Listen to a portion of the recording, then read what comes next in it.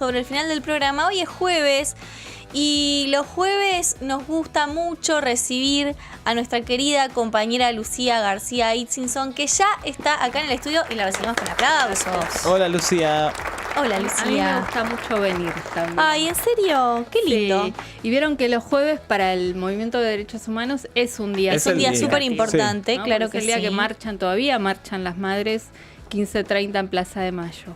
Así que sí, es un día que está marcado en la semana, en clave de memoria, ¿no?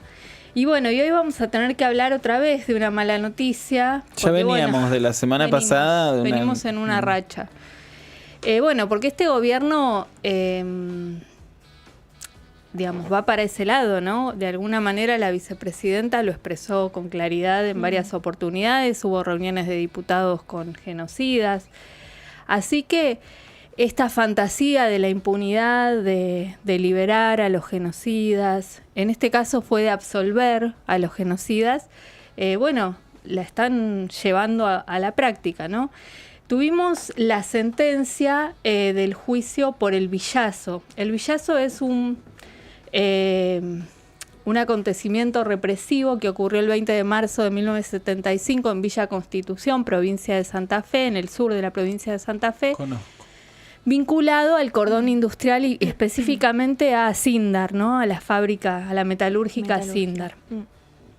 Allí las trabajadoras y los trabajadores, sobre todo trabajadores, habían logrado un grado de organización muy importante y justamente antes del golpe, ¿no? Así como fue el operativo Independencia en Tucumán, allí en Santa Fe ocurrió un episodio represivo muy feroz. Ocuparon la ciudad de Villa Constitución, secuestraron, desaparecieron, asesinaron a cantidad de obreros y bueno, y 50 años después se estaba juzgando estos hechos, ¿no? Había muchísima expectativa de sobrevivientes, familiares y de la comunidad de Villa Constitución. Fue un hecho que marcó la vida, ¿no? Y la identidad de esa localidad. Y bueno, y lo que sucedió es que el Tribunal de Rosario, el Tribunal Federal de Rosario, absolvió al conjunto de los represores acusados, 17 represores, entre los cuales se encuentran ex policías, ex militares y también civiles de Asindar. Y acá me parece que hay una clave para pensar este fallo. Un poco nos pasaba con La Huerta, claro, hace 2 programas atrás. Sí. Y bueno, y un poco lo de la corte con el Indio Castillo, ¿no? En estos casos estamos hablando también de civiles. Y lo que más que ha es costado... una gran deuda siempre. Exacto. En nuestro país es avanzar en el juzgamiento de los civiles, que, como decimos desde hijos, también fueron la dictadura, ¿no? Claro.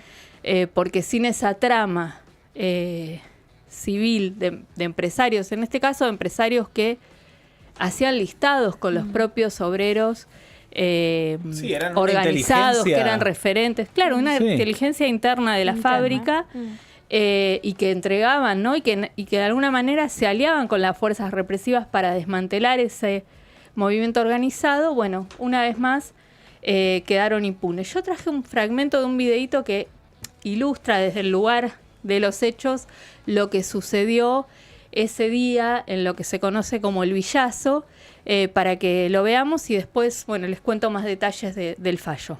Dale. La palabra Villazo puede significar 3 cosas distintas. Fue una protesta, pero también fue la represión que tuvo como respuesta. De hecho, este lugar iba a ser la sala de ensayo de los métodos que iba a usar la dictadura un año más tarde. 1974 fue un año de triunfos para los trabajadores de Villa Constitución. No solo recibían el apoyo de su comunidad, sino que también habían logrado normalizar el sindicato de la UOM. Pero todo esto era inaceptable, no solo para la burocracia sindical, sino también para el propio gobierno nacional, donde ya operaba la AAA. El 20 de marzo de 1975 llegaron más de 4.000 efectivos de la Gendarmería y de la Policía.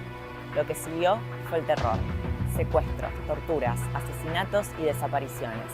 El operativo se llamó Serpiente Roja del Paraná. La palabra Villazo puede significar 3 cosas distintas. Fue una protesta, fue la represión de esa protesta y fue también la lucha por justicia que llevan desde entonces sobrevivientes, familiares y organismos de derechos humanos. Algunas de las personas... Y esa lucha por justicia que, bueno, justamente culminaba, decíamos, en estos días con la impunidad más absoluta. Nunca en un juicio por crímenes de lesa humanidad se vio que la sentencia absolviera a todos. Es la primera vez. Los acusados. Es la primera vez en la historia de los juicios, ¿no? Que comenzaron en 2006. Les decía, los civiles que fueron absueltos son Roberto Pellegrini y Ricardo Torralbo. Hay que decir que también en Asíndar uno de los que integraba el directorio era José Alfredo Martínez de Hoz, ni más ni menos que el gran ministro de Economía emblemático de la dictadura, ¿no? El que, bueno... Formaba parte del directorio de Asíndar. Exacto, formaba parte del directorio de Asíndar y, bueno, fue el iniciador, el que, digamos, incorporó como política de Estado el neoliberalismo en nuestro país, ¿no? El aperturismo, las importaciones, las primeras privatizaciones, el que trae toda esta perspectiva que cada vez vemos más profundizada, exactamente, es que tiene ahí, ¿no? un salón con su nombre en la Rural que lo homenajea. Les decía entonces que, digo, es por muchas razones emblemática esta causa, entre otras por esa, porque la UOM de Villa Constitución fue un sindicato sumamente combativo también después de la dictadura. Recordamos a Victorio Paulón, no sé si ustedes lo tienen presente, un dirigente sindical que falleció hace poco tiempo, que fue secretario de Derechos Humanos de la CTA también, y que era de los más claros, ¿no?, en cómo ubicarse políticamente, y bueno, que peleó muchísimo por la justicia en esta causa. Así que, bueno, la desilusión, ¿no?, de familiares, sobrevivientes de la comunidad. Imagínense que había una demanda para que la sentencia se dé a conocer en Villa Constitución, por lo que eso significaba, ¿no?, como hecho político. Claro. Y bueno, y encontrarse con esta decisión judicial de consagrar la impunidad, que además, para quienes testimoniaron en el juicio, es una falta de respeto a su propia dignidad, ¿no? Porque allí se contaron sufrimientos, padecimientos en el marco de ese centro clandestino de detención, que tampoco el tribunal quiso considerar campo de concentración. Ustedes saben que en las sentencias, cuando los tribunales reconocen que en ese lugar se torturó, funcionó un centro clandestino, eso habilita que luego ese lugar pueda ser recuperado como sitio de memoria, ¿no? Incluso en algunos casos la propia sentencia así lo indica. No, en este caso no, porque como ocurrió en 1975, antes de la dictadura, decidieron que no formaba parte del circuito de centros clandestinos de detención. O sea, una aberración atrás de la otra. Hay otros centros clandestinos que también operaron a partir de 1975, que son considerados hoy sitios de memoria. Exactamente. Sí, por ejemplo, la Huerta, ¿no? El que mencionábamos acá en el interior anterior, exactamente. No, y porque hay un consenso de que los crímenes de lesa humanidad comenzaron previamente a la dictadura, ¿no? Porque hay pruebas en muchas causas, entre ellas las del Indio Castillo, ¿no?, que es la que la Corte toma para cuestionar las prisiones preventivas, de que ese accionar paramilitar estaba articulado con el Estado. Entonces, era terrorismo de Estado. La decisión la toman los jueces Ricardo Moisés Vázquez y Omar Osvaldo Paulucci. Por mayoría, ¿no? Hay otro de los jueces que no presta el acuerdo. Y entonces, decíamos, los que son los civiles que son beneficiados con esta absolución son Roberto José Pellegrini, que era ex jefe de división de personal de Asíndar, y Ricardo Oscar Torralbo, personal jerárquico de la empresa. Después, otros 14 integrantes de la Policía Federal Argentina y un Amadeo Chamorro que integraba la Policía Provincial de Santa Fe, un agente de la Policía de Santa Fe. El que votó en minoría fue Germán Suter Gender, que consideró que los hechos sí debían ser calificados como crímenes de lesa humanidad. Pero bueno, ustedes saben que en los tribunales, si dos jueces votan a favor, es el fallo mayoritario el que se impone. Menuda diferencia entre realmente jueces, ¿no? No es que era, bueno, a un área gris a definir. Sí, ¿no? aparte una diferencia es o la condena o la absolución. Bueno, lo mismo ocurrió en la Corte, ¿no? Que Rosenblatt y Rosati plantearon el cuestionamiento a la preventiva, pero Lorenzetti no acompañó ese fallo. Eso es importante en esta instancia del juicio de Villa Constitución, porque da argumentos cuando esto sea apelado para que la Cámara de Casación reconsidere lo que se dictaminó y bueno, y mande a revisarlo si es que así Claro. lo entiende, ¿no?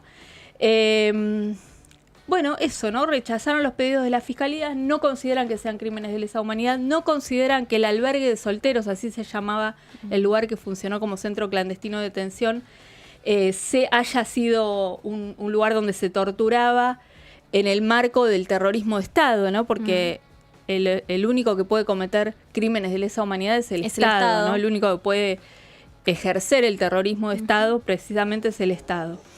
Recién el 6 de febrero se van a conocer los fundamentos del fallo, eso te iba a entonces preguntar, ahí vamos ¿cuáles a son los tener... fundamentos? Sí, eso suele pasar, Claro, viste, que se claro, conoce esos el tiempos. veredicto.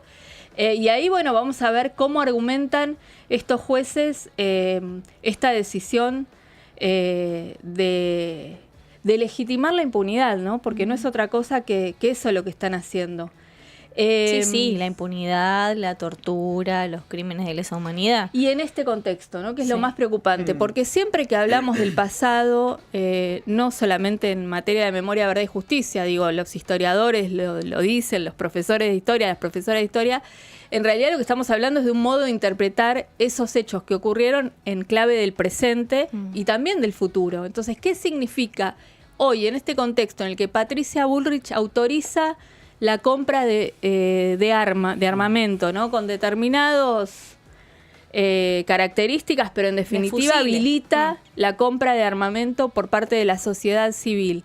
En un contexto en el que viene Donald Trump con funcionarios del Estado norteamericano, o sea, bueno, es decir, una delegación norteamericana a desembarcar después de la presión vía FMI para que se entreguen recursos naturales, ¿no? Digo, se va configurando un escenario y que uno no quiere ser conspiranoico, ¿no? Pero la verdad que... Lucía no está haciendo para nada. Que las hay, Está chicos. son unas casualidades bien grotescas. Exacto, y encima entonces este mensaje frente a un hecho histórico gravísimo, donde además el movimiento obrero había tenido un gran logro político que era que se reconozca el sindicato, ¿no? En Que el se reconozca 74. la organización, que la propia sociedad, la comunidad de Villa Constitución acompañe y respalde esa huelga que duró días, ¿no? Y que fueron además sobre todo las mujeres las que hicieron posible que se sostenga, porque bueno, mientras tanto cuidaban a los chicos,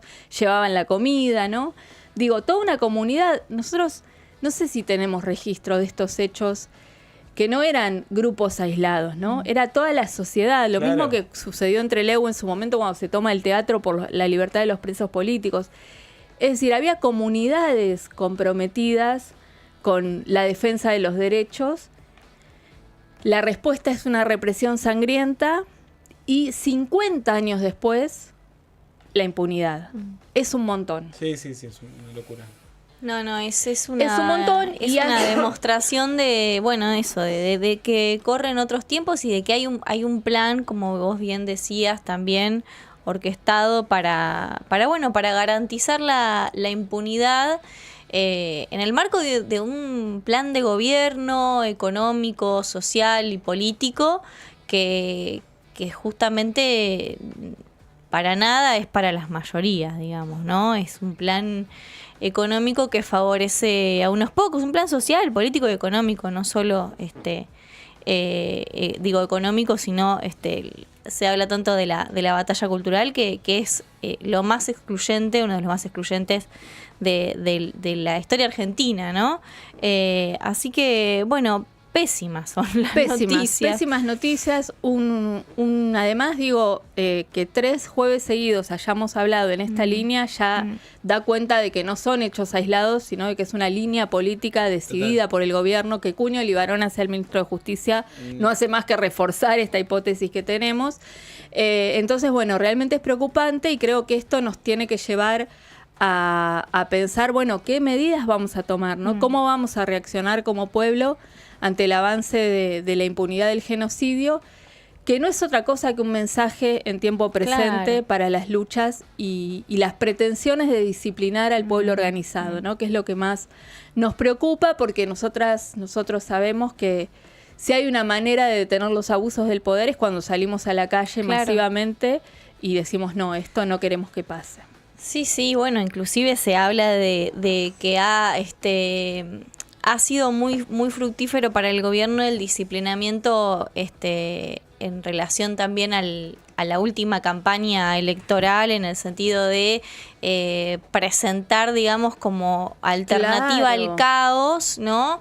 El miedo, ¿no? El miedo. Y realmente mirás el contexto de hoy y decís, me parece que no hay cosa peor que lo que ya está ocurriendo cuando, bueno, enumerás toda esta serie de cuestiones, que me parece que, bueno, que lo que no hay que tener es miedo, y hay que dar la batalla en contra de estos gobiernos que no paran de dejarnos afuera, ¿no? Pero sí, le viene saliendo bien en ese sentido, digo, bueno, sí, por poco, hay algo, porque hay que vieron que se conocieron los números definitivos del escrutinio y la diferencia 20.000 votos o 29.000 y piquito de votos. Que es más o menos la misma diferencia de las elecciones legislativas del año 2017, cuando Cristina Fernández de Kirchner fue candidata a senadora. La diferencia Exacto. también fue de poco más de, entre 20 y 30.000 votos, creo, en aquel momento. Digo porque también para no desmoralizarnos y bueno, y pensar en toda la potencia también que tenemos nosotros y nosotras para resistirnos a estas políticas, ¿no? Sí. Bueno, por ahí estamos un poco distraídos o con muchas complicaciones y nos cuesta un poquito más, pero yo confío plenamente en que en algún momento todo esto va a emerger, va a expresarse en las calles y bueno, se va a lograr detener esta avanzada de la ultraderecha. Está pasando, ¿no? En Nueva York ganó Sí. un alcalde, no sería peronista, No sería pero peronista, bueno, pero más o menos. podría ser, ¿no? Sí. Digo, también Peronized estos sería. modelos se agotan. Sí, claro, obviamente. Digamos. El tema es causan- el daño que dejan, ¿no? Que causan, que después cuesta tanto recomponer social, económico y políticamente las sociedades. Dejan daños muy, muy profundos, pero bueno, sí, son. Pero hemos son renacido momentos de cosas circunstancias peores, tal así cual, que tal ¿por cual. qué no esta vez también? Me gusta el mensaje optimista dale. del final. Siempre, no puedo, me quedo mal si no. Gracias, Lucía. Muchísimas gracias. ustedes. Tenemos que entregar el programa y pedirle disculpas a la gente de Odisea Cósmica, que nos hemos pasado 2 minutitos. Les agradecemos muchísimo a todos los que han estado del otro lado. Disculpas a Y nuestra audiencia también, que a nos nuestra escuchó 2 minutos audiencia. más. 3. No, muchísimas gracias por acompañarnos. Nos reencontramos mañana. Adiós, chau, chau.